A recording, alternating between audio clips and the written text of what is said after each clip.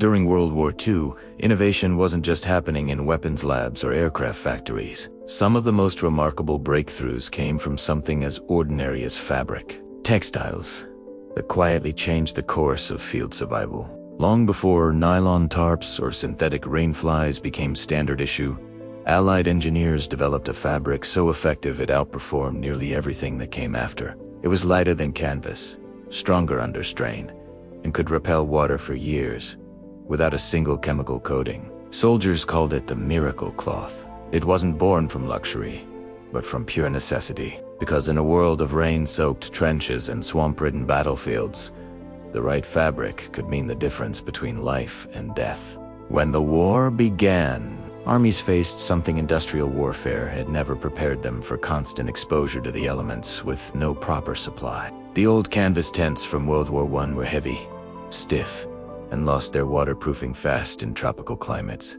In places like Burma, New Guinea, and the Pacific Islands, one night of rain could ruin gear, spoil rations, and invite disease. Engineers needed a fabric that wouldn't rot, mold, or gain weight when wet. Something light enough to carry, strong enough to trust.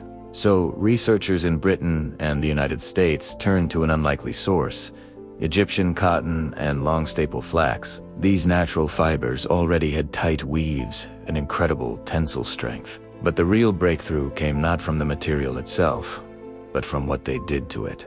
Instead of coating fabric with oil or tar, they used a swelling process that altered the fibers at a molecular level. The result was Ventil, developed in 1941 for RAF pilots flying over freezing seas. If a plane went down, the pilot's suit needed to keep him alive in icy water long enough for rescue. Ventil made that possible.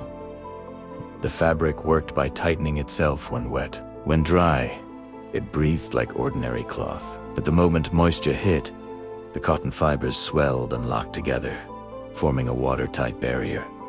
No coating to crack, no oil to wear away, just pure physics, nature's own defense mechanism woven into the weave. Tests proved that pilots wearing Ventil suits could survive in frigid Atlantic water up to 20 minutes longer than those in treated canvas. That 20 minutes often meant the difference between life and death. Soon, soldiers across multiple fronts began adapting it. Arctic troops used it for cold-weather parkas.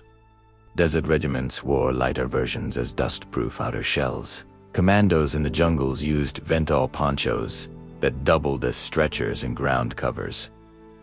It even had a strange, adaptive property.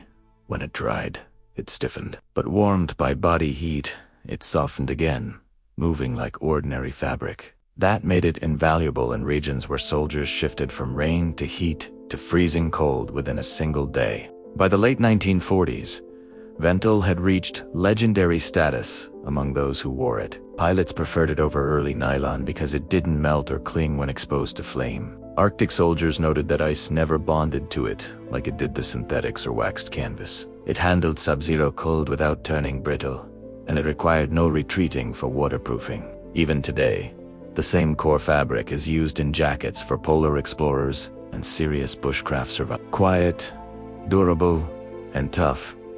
A material that doesn't tear, fray, or fail when nature turns hostile. What made it extraordinary was its simplicity. No plastics, no laminates, just cotton perfected through precision weaving and a deep understanding of physics. Hold a piece of authentic Ventil and it feels like fine denim.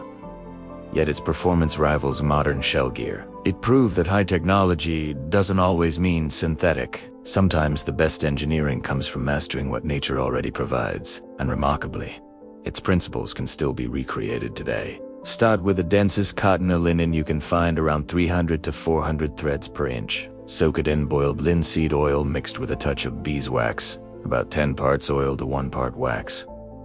Let it dry flattened under tension for a few days. You won't get Ventil's self-sealing reaction, but you'll achieve incredible water resistance and durability. Alternatively, use untreated canvas and apply several coats of diluted linseed oil, letting each cure fully. Over time, the fibers tighten, repel water, and remain flexible, creating a reliable, long-term tarp or ground sheet. The key isn't just waterproofing, it's finding balance. Breathability, strength, and adaptability. Exactly what World War II engineers mastered under unimaginable pressure. In a survival setting, even a small section of this treated cloth can serve countless uses. A ground sheet, windbreak, gear wrap, or emergency poncho. It's sustainable, repairable, and if stored properly, can last for decades. The story of this forgotten World War II fabric, IT. Just about textile innovation. It's about problem solving in the harshest conditions. Every thread represents a moment when necessity forced creativity, when comfort was replaced by endurance, and survival was engineered from the simplest materials on Earth. Today, Vental and similar high-density cotton fabrics still serve in military flight suits and expedition gear, and yet, most people have never heard of them. For historians and survivalists alike, this fabric is a rare fusion of nature and engineering.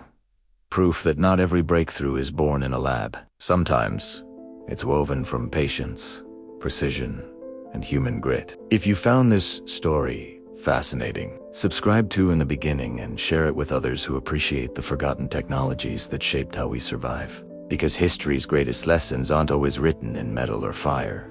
Sometimes they're woven quietly into the cloth that kept people alive.